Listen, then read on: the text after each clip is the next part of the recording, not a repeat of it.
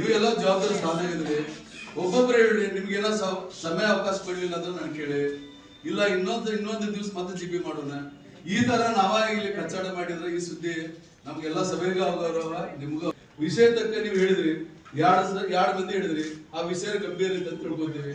ಅದ್ರ ಬಗ್ಗೆ ಇನ್ನೇನಾರ ಅಧಿಕಾರಿಗಳು ಆಯುಕ್ತರು ಕೆಲಸ ಮಾಡಲಿಲ್ಲ, ಅವ್ರ ಮೇಲೆ ಕ್ರಮ ತಗೊಳ್ಳೋದು ಕೆಲಸ ಮಾಡ್ತೀವಿ. ಅದಕ್ಕೆ ನಿಮ್ಗೆ ಸಹನ ರೀತಿಯಿಂದ ಒಬ್ಬೊಬ್ಬರ ಆದ್ಯತೆ ಹೊರತುಪಡಿಸಿ ಹೇಳ್ರಿ. ಈ ತರ ಹೇಳಿಸ್ಕೊಳ್ಳೋದು ನೀವೆಲ್ಲ ಸೀನಿಯರ್ ಜನ ಇದ್ದೀರಿ. ನೀವೆಲ್ಲ ಈಗ 2.5 ವರ್ಷ ನೀವು ಇಲ್ಲೇ ಸಭೆದಾಗ ಬಂದಿ. ನಮ್ಮ ಸಭೆ ಇನ್ನೊಬ್ಬರಿಗೆ ಮಾದರಿ ಆಗ್ಬೇಕು, ಆ ತರ ನಾವ್ ಇರ್ಬೇಕಾಗ್ತದೆ. ಅದು ನೀವೆಲ್ಲ ಅರ್ಥ ಮಾಡ್ಕೊರಿ. ಸಮಸ್ಯೆ ಇದ್ದಾಗ ನಾವು ಅದೀವೆಲ್ಲ ಅಲ್ಲೇ, ಸಮಸ್ಯೆ ಇದ್ದಕ್ಕೆ ನೀವು ಇಲ್ಲಿ ಬಂದು ಮೀಟಿಂಗ್ ಕರ್ತಾ ಇದೀವಿ. ನೀವು ಹೇಳ್ತಿದ್ರಿ, ಒಬ್ಬೊಬ್ರು ಹೇಳ್ರಿ, ನಿಮ್ಗೆ ಕಾಲಾವಕಾಶ ಕೊಡ್ತೇವೆ ನಾವು.